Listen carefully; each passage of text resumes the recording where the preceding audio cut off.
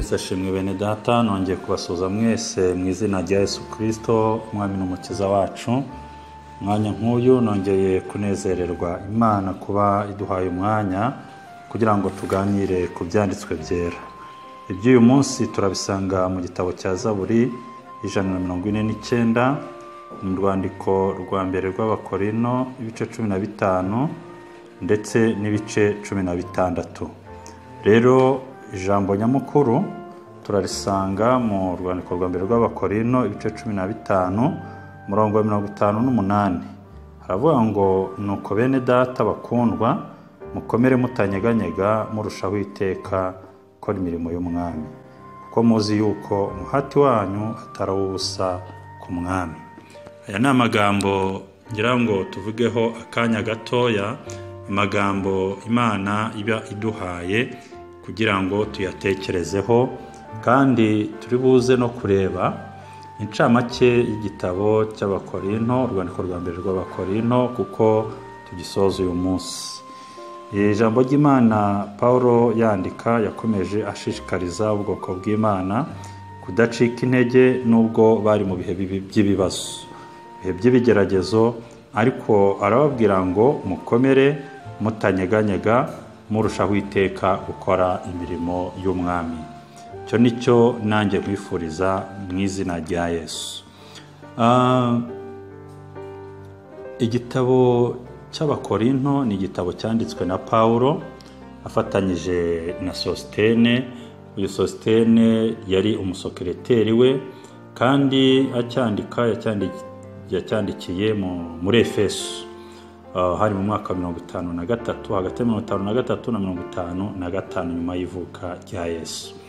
Paulo nk'uko tubizi yageze muri uyu mujyi wa Korinto, wari mu majyepfo y'Ubugereki, kandi ahagera yaragiye ajyanywe n'ibintu bibiri.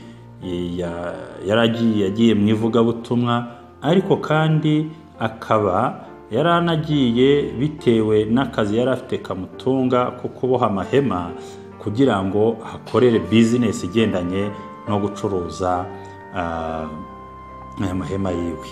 Ageze muri uyu mujyi nibwo yakirwaga n'uwitwaga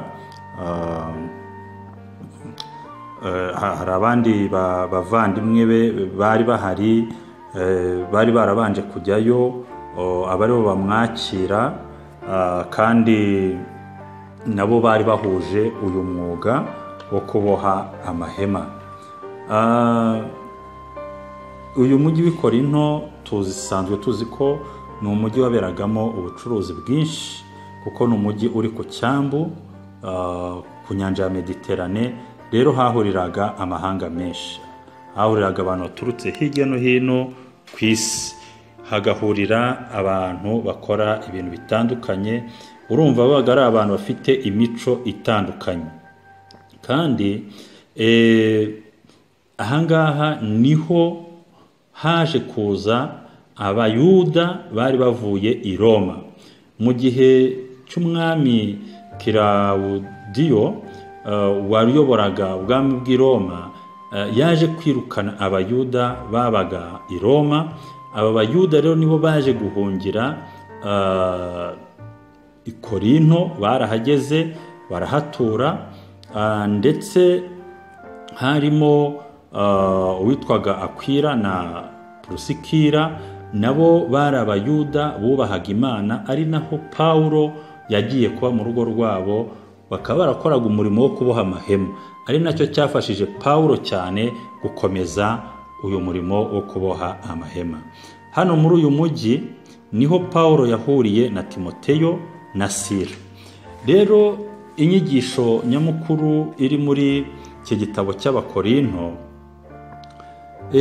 yibanda ku bibazo bimwe na bimwe itorero ry'Imana ryari rifite. Mu gihe Paulo yakoraga uyu murimo yanavugaga ubutumwa bwiza, niho haje kuvuka amatorero. Itorero ry'Imana ryavutse ni abantu b'Imana. Nyuma yaje kuhava ajya muri Efeso. Ageze muri Efeso nibwo yumvise amakuru ko batangiye kwicamo ibice, batangiye kugira intonganya hagati yabo, nibwo gufata icyemezo cyo kubandikira. Ndetse bari bafite impaka nyinshi ku bintu, ku bibazo bimwe na bimwe bagaragaje mu gitabo mu gice cya 7. Bari bafite ibibazo by'amacakubiri, bafite ibibazo by'ubusambanyi, bari bafite impaka ku bigendanye n'ibyo kurya batahuriragaho, impaka kuri gahunda zo bagomba kugenderaho mu materaniro n'ibyerekeye umuzuko. Ibyo byari ibibazo byiganje mu itorero ry'i Korinto. Kubera ko batabyumvaga kimwe, Pawulo rero afata umwanya wo kubandikira. Aya macakubiri, hari Pawulo yari ahavuye avuga ubutumwa, haza kuza n'undi witwa Apolo, n'abandi bayuda bahanyuraga bakavuga ubutumwa. Bamwe bumvaga ari abo ku ruhande rwa runaka na runaka, bigatuma badahuriza hamwe. Bari bafite ikibazo cy'ubusambanyi, kuko bamwe bumvaga yuko kubera ayo mahanga yari ahari bakwiye kujya gushaka abagore benshi. Ibyo rero bigatuma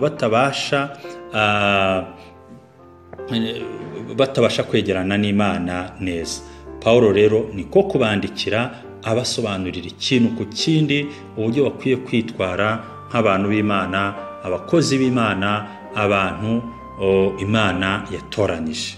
Ingingo rero nyamukuru nk'uko twabivuze, iki gitabo kivuga ku bibazo bitandukanye by'Abakorinto, ariko ni n'igitabo cyigisha umukristo uburyo bwo kubaho mu buzima ubwo ari bwo bwose, haba mu buryo bw'ubuyobozi, haba mu byo kurya, haba amateraniro, haba gushaka aho uwo muzabana, cyangwa se n'ubundi buzima tugomba kubaho. Ageze rero muri iki gice cya 15 niho yavuze ngo nuko rero bene data bakundwa, ndabinginga ngo mukomere mutanyeganyega, murushaho iteka gukora imirimo y'umwami, kuko muzi yuko umuhati wanyu atari ubusa ku mwami. Imana ishimwe cyane. Ndagira ngo nsoze nifuriza buri umwe wese komeza kugira umuhati n'ishyaka byo gukorera Imana. Nta mpamvu yo gucibwa intege n'ibibazo byaba biriho, gucibwa intege n'intambara wahura nazo, ahubwo ukwiye gukomera utanyeganyega, kandi mu gukomera kwawe ugakomera urushaho gukomeza gukorera Imana. Nibyo mbifuriza mu izina rya Yesu. Amen.